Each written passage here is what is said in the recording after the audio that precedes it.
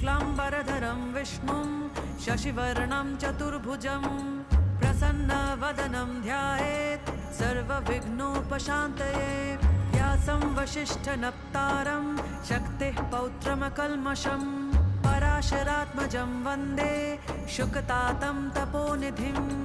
व्यासाय विष्णुरूपाय व्यासरूपाय विष्णवे नमो वै ब्रह्मनिधये वासिष्ठाय नमो नमः।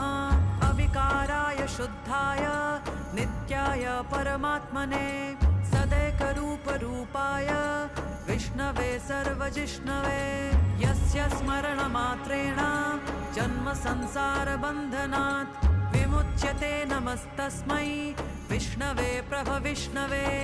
ॐ नमो विष्णवे प्रभविष्णवे। श्रीवैशम्पायन उवाच श्रुत्वा